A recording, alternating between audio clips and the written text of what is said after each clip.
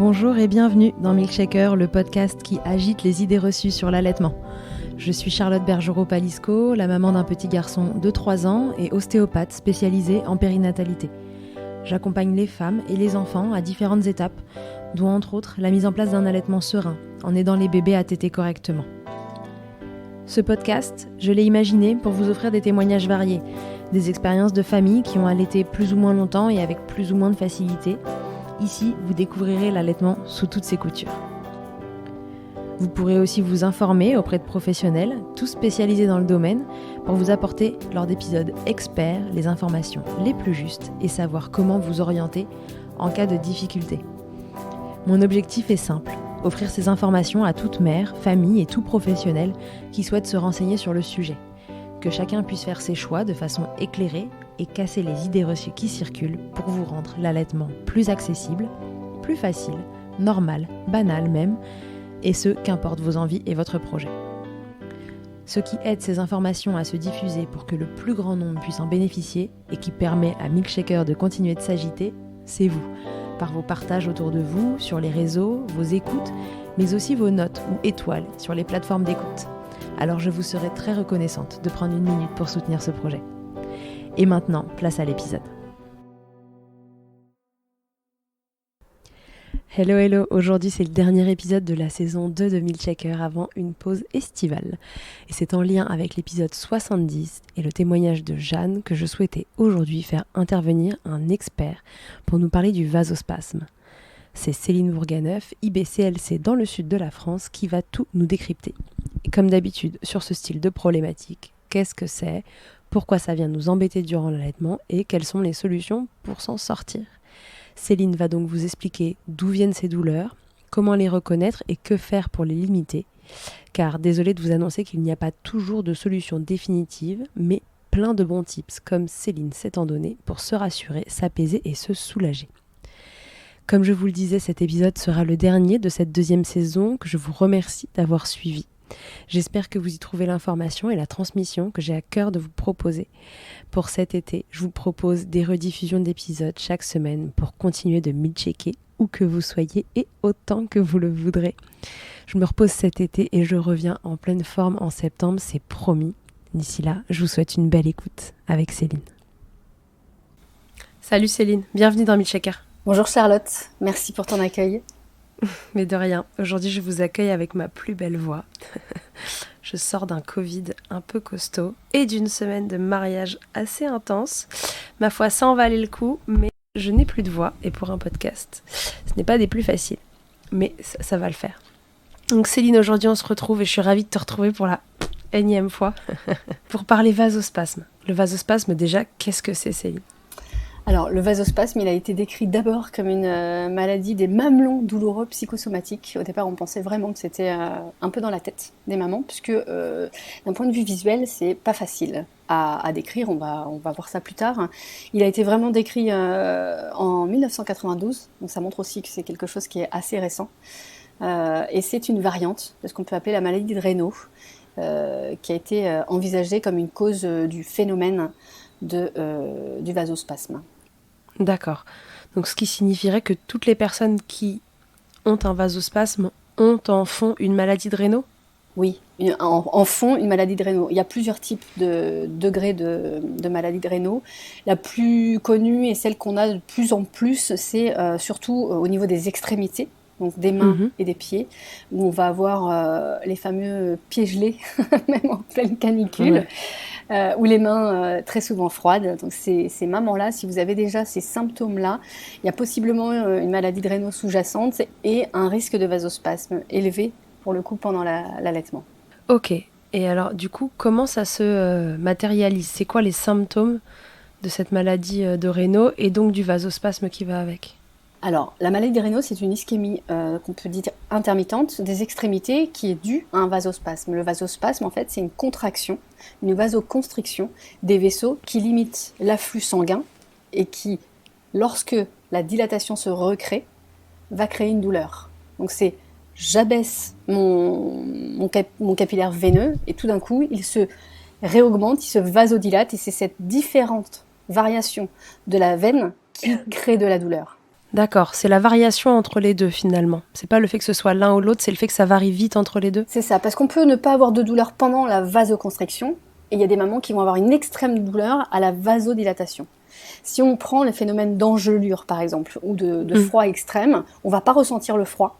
On va avoir un peu froid, c'est un petit peu engourdi, etc. Mais c'est surtout quand on va se réchauffer les mains qu'on va avoir cette sensation d'aiguille, de picotement et de fourmillement qui va être plus insupportable que finalement le fait de rentrer dans quelque chose qui va être plus froid. Donc la vasoconstriction se crée par le froid, mais par aussi la pression qui va être faite par la tétée du bébé. D'accord, ok. Donc du coup, ça donne des douleurs au mamelon. Oui. Comment on va faire la différence entre une douleur de vasospasme, une douleur d'un bébé qui pince, une douleur de mycose? C'est un peu compliqué là l'histoire. C'est pour ça que c'est compliqué, c'est pour ça que le vasospasme est souvent associé à la mycose. Ce qu'on peut dire du vasospasme, c'est que on a un mamelon qui est anormalement blanc à son extrémité lors du réflexe d'éjection. On a un blanchiment, puis un bleuissement, puis un rougissement au niveau de la zone. Donc c'est-à-dire que quand l'enfant va sortir... Drapeau français. Drapeau français.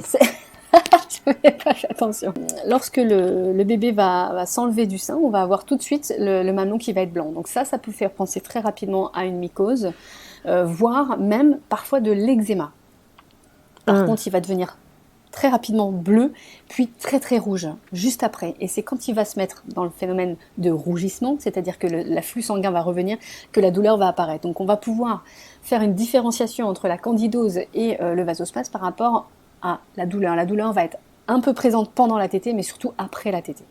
D'accord, ok, oui, dans la candidose, c'est vraiment pendant la tétée que c'est le pire. Quand le bébé il vient téter, ça fait les lames de rasoir et tout ça. C'est ça. Tandis que là, la tétée, ça va pas être confortable. Bon, et puis, comme je dis toujours, on a le droit de cumuler les problèmes, donc on a le droit d'avoir un vasospasme et un bébé qui tète mal. C'est ça, et une candidose aussi. Et une candidose aussi, bam, bam, t'empiles les couches. Donc du coup, l'intensité de la douleur est finalement plus forte après la tétée. Elle est plus forte après la tétée et elle est possible pendant, mais elle est surtout après. Et la sensation, c'est vraiment une sensation de brûlure. Ça brûle, okay. Comme un picotement, comme quand on quand on retrouve un afflux sanguin vraiment très rapide, ça chauffe, ça brûle, et c'est très inconfortable. Ouais, c'est quand on a les pieds gelés en hiver, en effet, finalement c'est plus au moment où le sang revient dedans que c'est le plus douloureux. Et c'est exactement ça. C'est exactement ça. Ça touche 4 à 5% de la population générale, hein, d'accord ? Ah, quand même ? Ouais. Dans ce phénomène de Raynaud. Maladie de Raynaud. Ouais. Ça touche 20% les femmes, évidemment. Et c'est aux alentours de 20 à 50 ans. Et après, ça peut diminuer. D'accord, ok. Rapport à la couleur dont tu parlais tout à l'heure, donc pendant le réflexe d'éjection fort, mais bon là le bébé il a le mamelon dans la bouche, a priori il devient plutôt blanc. Oui. Et après il bleuit et il devient rouge. Donc en fait ce qu'on va pouvoir voir c'est le bleu et le rouge finalement. Exactement. Et le blanc à la sortie de la tétée. D'accord. Et le blanc à la sortie de la tétée, c'est souvent ça. Si on reste dans l'observation, c'est pour ça que c'est important que ce soit des spécialistes de l'allaitement. Si on reste sur le phénomène de sortie de bouche, on est vraiment sur un mamelon blanc. Donc ça peut être une candidose, ça peut être un eczéma, ça peut être une mauvaise position, mais ça peut aussi être un vasospasme si on reste dans l'observation jusqu'au bleuissement et rougissement du mamelon quand il se recolore et reprend en fait une circulation. Ok, très bien. D'accord, et ça le fait forcément sur les deux seins ? Ça le fait forcément sur les deux seins. Il y en a toujours un, comme pour la quantité de lait, qui est un petit peu plus touché que l'autre, mais ça touche les deux. Ok, donc ce qu'on peut dire par exemple, c'est que si on a une douleur qui est unilatérale, on ne peut pas l'attribuer uniquement à un vasospasme, par exemple. Il faut forcément que ce soit bilatéral, parce que c'est un truc systémique. Tout à fait. Et au-delà d'être systémique, c'est aussi dans l'observation et dans le questionnement des mamans qui auront les mains froides et les pieds froids. Donc ça c'est important aussi dans l'entretien de pouvoir bien l'expliquer. Ouais, d'accord, ok. Ouais, ça va avec d'autres choses. Il faut qu'il y ait d'autres signes, ça peut pas être là tout seul. C'est ça. Et c'est rare que les mamans découvrent un syndrome de Raynaud pendant l'allaitement maternel. Par contre, elles peuvent découvrir l'intensité. C'est-à-dire que des fois, on va se rendre compte... Moi, j'ai déjà eu le cas une fois où une maman me dit « Ah oui, c'est vrai, vous avez raison, j'ai souvent les pieds froids, mon mari le dit, et les mains froides, mais il y a des pourcentages, il y a des degrés de syndrome de Raynaud. » Oui, bien sûr. Ouais, bien sûr. Oui, on peut avoir un petit syndrome de Raynaud qui n'est pas gênant du tout dans le quotidien, et puis par exemple un bébé qui arrive là-dessus avec une succion un peu cata, qui pince trop fort et qui vient à baisser les seuils de déclenchement, c'est ça? Exactement. Alors il y a 2 causes. Il y a donc cette fameuse maladie de Raynaud qui est induite par le froid, surtout et les écarts de température trop importants, mais il y a aussi le stress émotionnel. Donc on va pouvoir jouer, on verra aussi dans la conduite à tenir, mais on pourra voir aussi qu'une maman qui est stressée va accentuer ce vasospasme et cette vasoconstriction, donc la douleur. D'accord. Et encore une fois, la succion du bébé a-t-elle un impact dessus? La succion du bébé va avoir un impact dessus parce que plus le bébé va pincer, plus il va accentuer la vasoconstriction des vaisseaux. Ok, et donc au même titre, c'est pas forcément parce qu'on a un syndrome de Raynaud qu'on va avoir un vasospasme, du coup. Si, mais par contre l'intensité peut être modérée et supportable. D'accord. Tandis que pour d'autres, vont pas l'être du tout et peut être un arrêt de l'allaitement maternel. Oui, donc on peut avoir par exemple un syndrome de Raynaud avec un bébé par contre qui tète très bien et un truc qui reste complètement supportable, et à l'inverse avoir un syndrome de Raynaud pas si costaud que ça, mais un bébé qui tète très mal et qui vient déclencher le truc trop souvent. Oui, exactement. C'est ça. C'est exactement ça. Ok, donc en fait ça vient franchement du corps de la maman, pour une fois. Oui. Voilà. Non, parce qu'on dit toujours qu'il y a, enfin, on essaie de briser les idées reçues en disant qu'il n'y a rien qui vient des mamans, la plupart du temps c'est la succion des bébés, etc. Là c'est un facteur qui vient favoriser encore la chose, mais le syndrome de Raynaud en lui-même c'est vraiment quelque chose qui est inhérent à vous-même en tant que personne. C'est quelque chose de systémique de votre système cardiovasculaire. Et donc le bébé va peut-être venir l'aggraver, mais c'est quelque chose qui est inhérent à vous. Ok.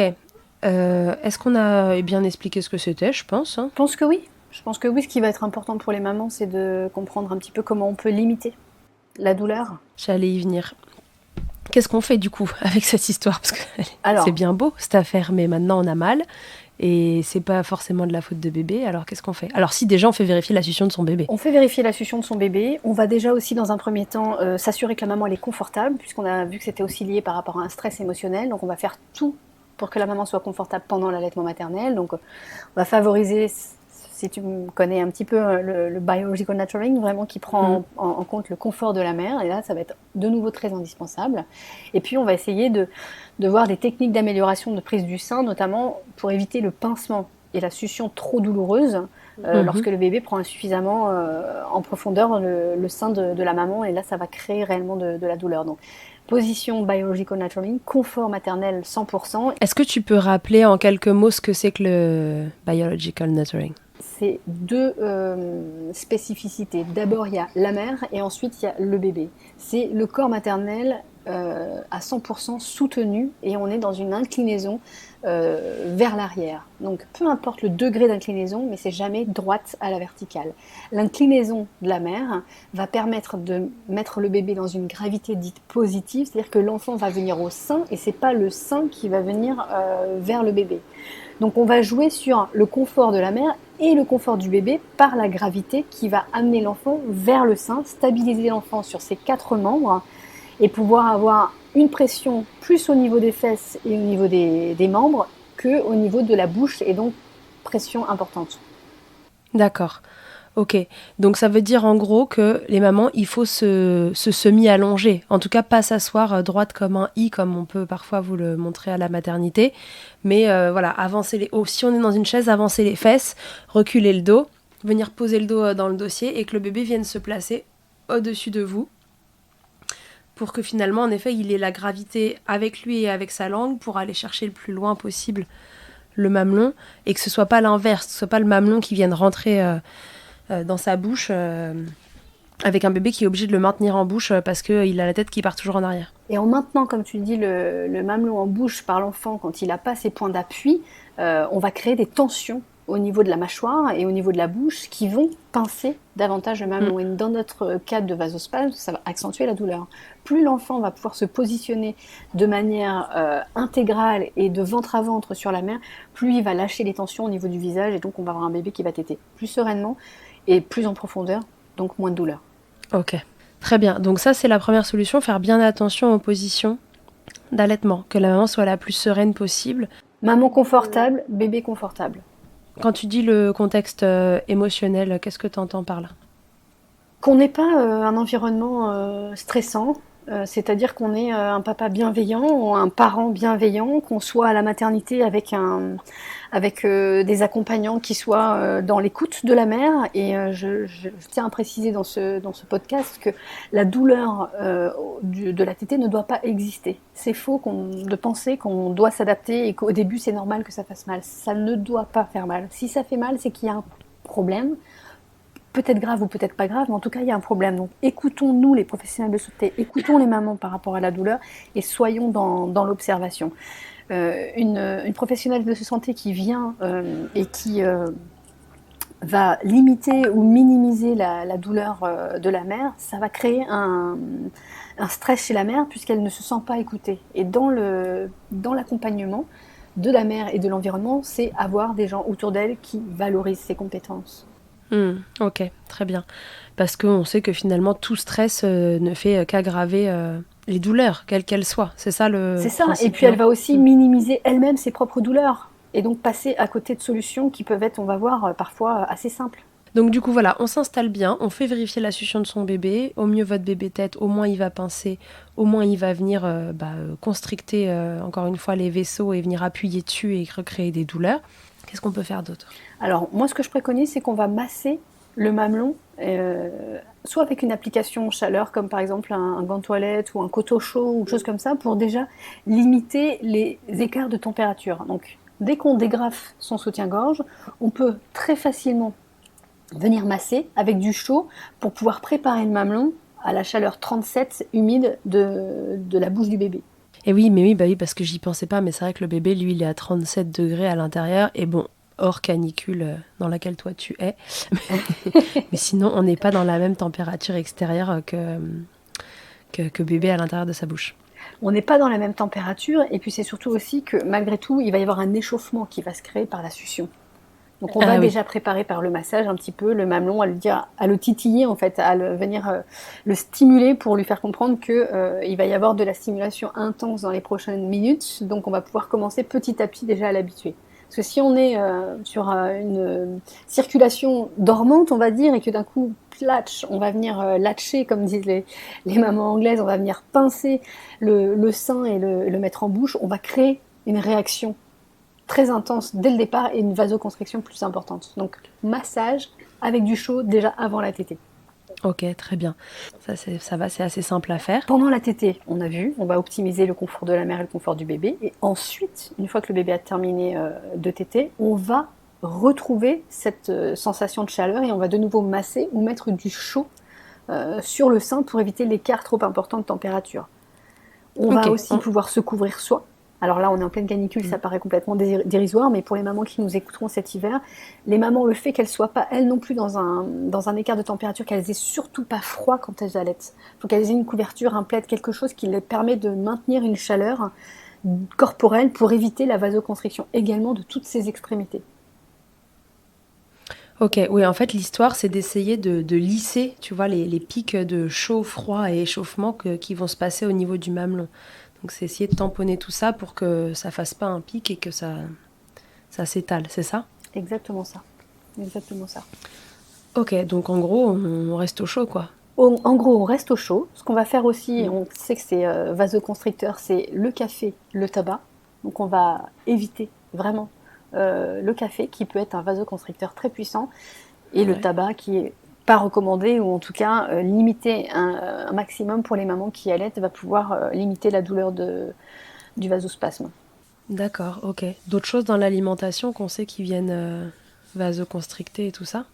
Alors dans l'alimentation, oui. Avant juste de parler d'alimentation, il faut savoir aussi que c'est des douleurs qui sont parfois extrêmes, qui peuvent être aussi traitées sous antalgiques et ibuprofène, des fois dès la maternité. Donc il ne faut pas négliger non plus ce phénomène-là de douleur, d'accord ? Ok, oui, on va jusqu'au médoc. On va jusqu'au médoc. Souvent, les mamans vont jusqu'au médoc parce que c'est insoutenable, parfois. Ça va se réguler. Les mamans vont arriver à comprendre, déjà accepter aussi, comprendre le phénomène, avoir des solutions, vont pouvoir aussi aider à passer la crise, j'ai envie de dire. Ok. Ça n'a pas l'air drôle, cette histoire de vasospasme. J'ai envie de dire, c'est une question d'habitude, d'habituation, et dans ces cas-là, c'est comme les pieds froids et les mains froides. Moi, j'en ai un petit coup, hein, clairement, du syndrome de Raynaud, et je sais que j'ai tendance à masser, par exemple, quand j'ai les extrémités froides, quand je suis au sport d'hiver, je vais avoir tendance à avoir besoin de masser avant et après pour éviter justement cette douleur qui peut être inconfortable. C'est une question d'habitude et de préparation en amont, et surtout de massage après pour permettre la circulation et de ne pas se laisser aller par la douleur. Oui, c'est-à-dire que tout ça, si tout se passe bien, si l'allaitement démarre facilement, finalement, ça peut être relativement gérable. Mais si on cumule ça avec d'autres problématiques de démarrage d'allaitement, ça peut vite tourner aux différentes douleurs avant, pendant, après. Et ça peut vite devenir insupportable par l'accumulation aussi de soucis au démarrage, non ? Oui, c'est ça. Ok, donc du coup, côté médicaments, tu nous as dit... Alors, on va continuer comme on est sur les choses un petit peu plus classiques, on va parler aussi de la consommation au niveau alimentation, ce qu'on peut faire. Donc, on va aller travailler sur tout ce qui est vitamine B6 et oméga 3, qui va permettre de limiter aussi la vasoconstriction et favoriser la circulation sanguine. Tout à fait, ouais. Donc, tout ce qui est huile à base d'oméga 3, les huiles de poisson également, tout ce qui est poisson gras et tout ce qui est source d'acide linoléique va vraiment nous aider. Ok, donc on va s'acheter des gélules d'oméga 3 et on mange des sardines. Et on mange des sardines et du foie de morue pour ceux qui aiment.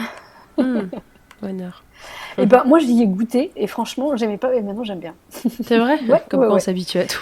On s'habitue. Le magnésium et le calcium vont aider aussi à réguler un petit peu la vasoconstriction. Donc s'assurer de ne pas être en carence surtout. Ok. Peut-être faire un bilan au besoin. Ouais, éventuellement faire un petit bilan pour savoir de quoi on manque vraiment pour pas se retrouver à prendre 50 gélules par jour là. Aussi.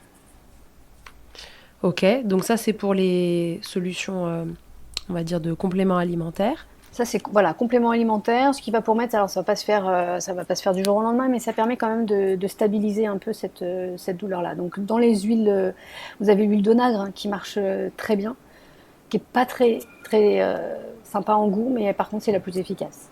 D'accord. Ça se met sur les salades et tout ça, l'huile de nagre, ou il y a des gélules aussi? Il y a des gélules, exactement, gélules ou sinon dans les salades. Ok. Et l'huile de poisson contient vraiment beaucoup d'oméga 3 et d'oméga 6. Ouais, oméga 3, oméga 6, vous savez, en général, on en a tous un peu besoin. De toute façon. Ouais. C'est un truc, ça lutte contre les micro-inflammations, etc. C'est quand même hyper important pour la santé. Et globalement, on en manque un peu dans notre alimentation classique et transformée. Donc, voilà. Et puis dans ce contexte-là de naissance, de toute façon, c'est pas non plus à limiter. J'ai envie de dire, on peut se faire plaisir. Ouais, complètement. Mangeons des sardines. Moi, j'adore ça. Ouais. Alors, on a parlé tout à l'heure des antalgiques et des ibuprofènes au besoin quand vraiment c'est douloureux. Ce qui va fonctionner, donc ça c'est plus d'un point de vue du prescripteur, c'est la nifedipine qui est un vasodilatateur qu'on va utiliser pendant 2 semaines et qui va permettre la diminution du tonus vasculaire et qui va entraîner cette fameuse vasodilatation et donc limiter la douleur pendant les tétées. D'accord, donc ça c'est quelque chose qui est prescrit, il faut une ordonnance. Bien sûr. Donc il faut trouver aussi la bonne personne. Ouais, c'est ce que j'allais dire, parce que tu vois, régulièrement, je vais parler du cas de la candidose, où il faut un traitement, tu vois, de 3 semaines entiers, là, pour que le cycle de vie du champignon soit vraiment fini. On se heurte aux médecins qui connaissent pas bien l'allaitement, malheureusement encore souvent, et qui prescrivent le truc 15 jours et qui veulent pas le represcrire après. Et donc, dans un cas comme ça, est-ce qu'on va se heurter aux mêmes problématiques ? Est-ce qu'il faut trouver des médecins bien spécifiques qui connaissent le sujet ? Comment ça marche ? C'est encore plus compliqué que la candidose, parce que le vasospasme, si on rappelle bien, c'est pour ça que j'ai donné les chiffres tout à l'heure, mais c'est seulement connu et plus comme une maladie psychosomatique depuis 1992. Donc l'explication d'un traitement sur une maladie qui n'est pas visuelle, parce qu'en dehors de la tétée, ça ne se voit pas du tout. Donc si on n'a pas un prescripteur, un médecin qui connaît le vasospasme et qui est d'accord pour pouvoir le traiter, c'est beaucoup plus compliqué.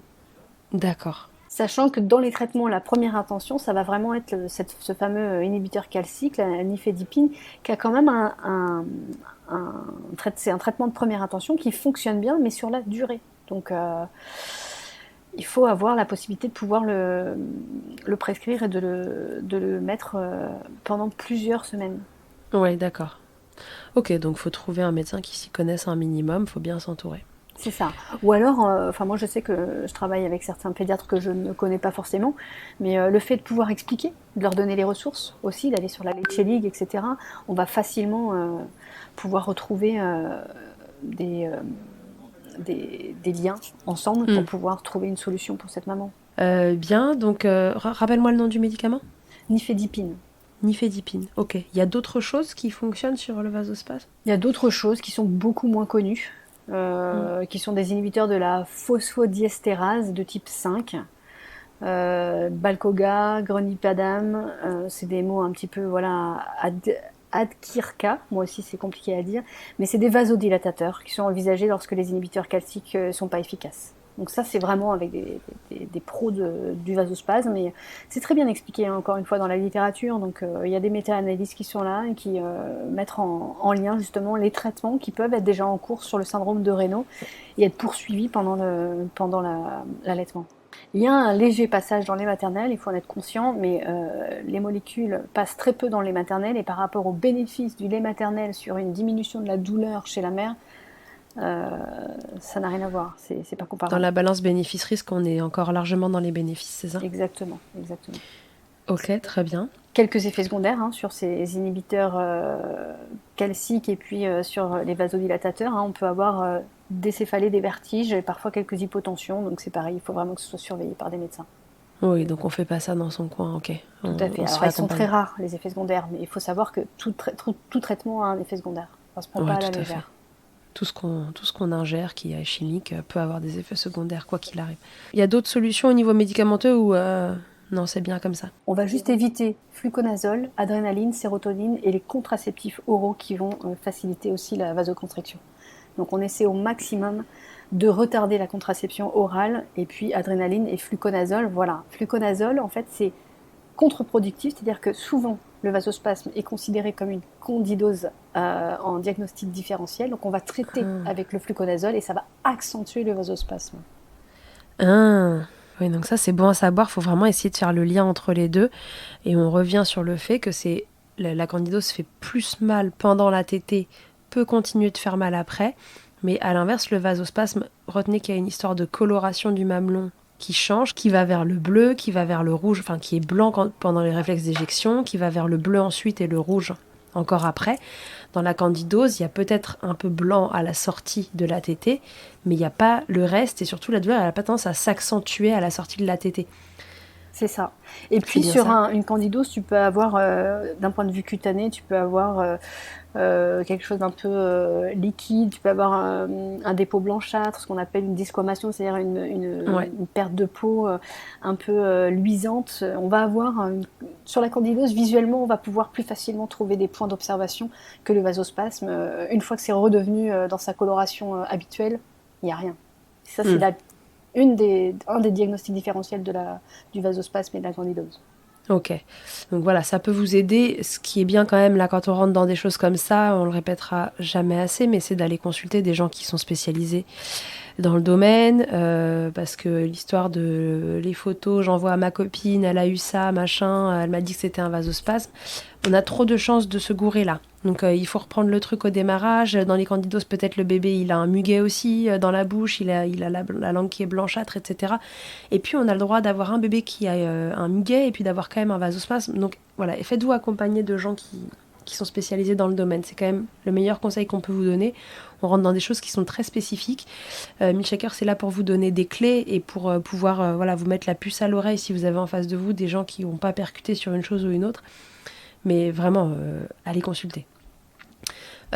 Donc du coup, est quand même revenu 3 fois cette question de lien avec la candidose. Est-ce que on a plus de chances d'avoir un vasospasme si on a une candidose et inversement, ou non, pas du tout. C'est juste qu'en fait, les deux sont confondus parce que ça donne le même style de douleur. C'est exactement ça.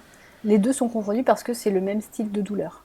Il n'y a pas de plus de candidose parce qu'une maman a un vasospasme, mais il n'y a pas plus de vasospasme, donc on peut le comprendre maintenant, parce qu'il y a une candidose.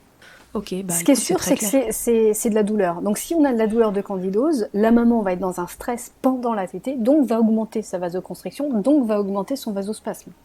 Oui, Donc c'est sûr que si on a une candidose et qu'on a mal, et qu'on a même d'autres problèmes ou d'autres pathologies, je pense à une maman qui sort d'une césarienne par exemple, va avoir un vasospasme, une vasoconstriction qui va être plus intense et encore plus douloureuse. Donc traiter toutes les douleurs pour limiter la douleur du vasospasme. Mais la douleur du vasospasme, on l'enlèvera jamais. Elle sera toujours présente, contrairement à une candidose où c'est vraiment une phase aiguë et ensuite il y a une phase de cicatrisation totale. Le vasospasme, on l'a de A à Z, du début jusqu'à la fin de l'allaitement. C'est pour ça que les tips qu'on va mettre ensemble, et c'est chouette de pouvoir les exprimer sur Milkshaker, c'est des petites choses qui vont permettre de mieux passer l'étape de la douleur et de pouvoir lisser, comme tu disais très bien, les inconforts. Ok. Non, très bien, c'est clair. J'ai juste une question. Pourquoi une maman qui sort de césarienne a plus de douleur de vasospasme ? Parce que la douleur de la césarienne va créer un stress et des contractions. En fait, c'est la douleur d'une chirurgie post-chirurgicale. Oui, ok, c'est le contexte de... Voilà, il faut être le plus serein possible. Voilà. Alors, hors césar programmé, quand on est sur une césar en urgence, etc., on est déjà dans une émotion un peu plus traumatique. Ok, bah écoute, je crois que c'est très clair. Est-ce que tu penses qu'on a oublié de dire quelque chose ou est-ce que tout y est ? Je pense qu'on a fait le tour. Je pense que ce qui est important de retenir, c'est qu'on peut vivre avec. Faut vraiment limiter les écarts de température. Ça, c'est le plus important. Et puis masser avant, après, pour vraiment désensibiliser au maximum et pas rester sur cette contraction capillaire. Et donc vraiment aider à la dilatation doucement, mais sûrement. Ouais, dilatation. Et après vasoconstriction, essayer de lisser vraiment les pics de changement au niveau vasculaire, c'est la clé. Ok, bon bah écoute, on a tout pour le reconnaître, la douleur, les changements de couleur. Est-ce qu'on a déjà un terrain où on a facilement les mains froides, les pieds froids, etc. Est-ce qu'on vérifie si notre bébé tète bien, on s'installe correctement, on fait attention un peu à ce qu'on mange, on prend des oméga 3, on demande l'avis d'une consultante en lactation IBCLC pour faire vraiment la différence avec d'autres pathologies qui peuvent être là et savoir où est-ce qu'on va. On fait pas l'amalgame avec la candidose. Voilà, il faut bien faire la différence entre les deux. On se met au chaud et voilà. Et on fume pas et on boit pas de café. Et on boit pas de café. C'est vrai, j'avais oublié. Et on mange des sardines. Okay. Et on mange des sardines et de l'huile de foie de morue à la place. C'est vrai. C'est une question d'habitude. Vive le postpartum, ma foi, c'est vraiment génial. On aime le mois d'or. Merci beaucoup Céline d'être revenue encore une fois dans Milkshaker. Je vous rappelle, parce que du coup je ne lui ai pas dit de se représenter, mais on ne sait jamais que ce soit la première fois que vous l'écoutiez. Céline, elle est IBCLC, elle exerce à Nice, au soleil, et là elle a chaud, elle est en visio devant moi, elle a son ventilateur et tout. Alors que nous à Paris, ça y est, ça s'est un peu rafraîchi. Elle travaille à Nice et puis elle fait aussi du visio si vous avez besoin. Donc voilà, n'hésitez pas à la contacter et voilà. J'ai un programme de formation. C'est allaitement et spécificité, qui est, je crois que la prochaine session, c'est fin novembre, début décembre. Donc c'est un niveau 1 et un niveau 2 pour les professionnels de santé et pour les non-professionnels de santé, ça je tiens à le dire aussi. Donc il y a un niveau 1 sur anatomie, physiologie et un niveau 2 qui est vraiment sur les pathologies. Et on parlera d'ailleurs du vasospasme dans la formation. Super. Et puis une petite pépite qu'on est en train de mettre en place sur Nice, mais aussi au niveau national pour la Semaine mondiale de l'allaitement. Chaque année, on va mettre en place une journée avec mon association Mama Bella. Et cette année, il y a du lourd qui arrive pour le 19 octobre. Cool. Ok, et ben ça fait pas mal de choses. Et si tu fais aussi de l'accompagnement d'accouchement à domicile, il me semble. Oui, je suis doula depuis début d'année et j'accompagne les mamans dans une naissance bienveillante, physiologique et en première phase d'allaitement maternel, puisque c'est une continuité de l'ocytocine, comme je le dis souvent dans mes conférences, de la naissance d'une mère et d'un bébé. Et l'allaitement se joue déjà pendant la grossesse et pendant l'accouchement avec les fameuses hormones de l'ocytocine, l'hormone de l'amour. Exactement. Bon voilà. Bref, si vous êtes sur la côte sud-est, voilà, vous avez une super consultante en lactation et doula dans le coin. Tes conférences, tes formations, c'est en visio ou c'est en réel ? C'est en visio. C'est en visio. Comme ça, je peux pas être que sur le sud, puisque j'ai quand même pas mal de gens du Nord aussi qui me suivent et de l'étranger maintenant. Donc elles sont en visio. Et par contre, pour l'instant, elles sont tout le temps en présentiel. Je verrai après pour voir si je change de format, mais j'aime aussi être dans la communication et dans l'humain. Donc déjà, le passage en visio, c'était déjà une étape, mais finalement qui fonctionne bien. Ok, très bien. Bon, bah écoutez, je sais qu'il y a pas mal d'ostéopathes qui écoutent le podcast. Alors, si jamais vous avez besoin d'un peu plus de formation autour de l'allaitement maternel, vous avez Céline qui va vous parler spécifiquement d'allaitement maternel. Et puis, si vous voulez en apprendre plus sur la succion de vos bébés, eh ben, vous venez en formation chez IJ avec moi. Et ben voilà, complémentaire. Voilà, ce sera complémentaire. Allez, bah super. Merci beaucoup Céline d'avoir pris de ton temps pour nous parler du vasospasme. Et puis, je te dis à très bientôt dans Milkshaker. Je suis sûre que ce ne sera pas la dernière fois. Avec grand plaisir, comme à chaque fois, d'être invitée avec toi. Allez, salut Céline, à tous et à toutes, à très bientôt dans Milkshaker. Toi aussi, ton histoire vaut le coup d'être entendue? Tu as envie de réagir à l'un des thèmes abordés dans le podcast avec ton expérience? Tu penses que cela pourrait aider d'autres mamans? Tu as désormais la possibilité de me laisser un vocal de maximum 5 minutes pour me raconter ton histoire ou un épisode marquant de ton allaitement. C'est très simple, tu te rends sur mon site internet charlottebergerot.fr ou milkshaker.fr, tu cliques sur le lien qui s'affiche pour témoigner et peut-être que tu t'entendras bientôt dans un épisode de Milkshaker. Que ce soit votre première écoute ou que Milkshaker vous accompagne régulièrement, merci beaucoup d'avoir écouté cet épisode. Si vous aimez ce podcast, je vous rappelle que vous pouvez donc le noter, vous abonner sur votre plateforme d'écoute et on peut se retrouver sur les réseaux @milkshakerpodcast pour échanger ensemble. Vous pouvez aussi retrouver tous les épisodes sur mon site internet charlotte-bergerot.fr et si vous me cherchez en tant qu'ostéopathe, pour vous ou pour votre bébé, vous pouvez me retrouver à Suresnes dans les Hauts-de-Seine au centre IG4U que j'ai créé en 2020. Vous y trouverez aussi une équipe de thérapeutes spécialisés dans la prise en charge de la femme et de l'enfant. Pour plus d'infos, rendez-vous sur le site IG4U, IG ça s'écrit YGY, et sur Doctolib pour la prise de rendez-vous. On se quitte en musique avec Emma et son titre Blinded, écrit et composé en collaboration avec Nemen. Je vous dis à très vite pour un nouvel épisode, et d'ici là, n'oubliez pas, prenez soin de vous, milkshakez autant que vous le voudrez, et bousculons ensemble les idées reçues sur l'allaitement maternel.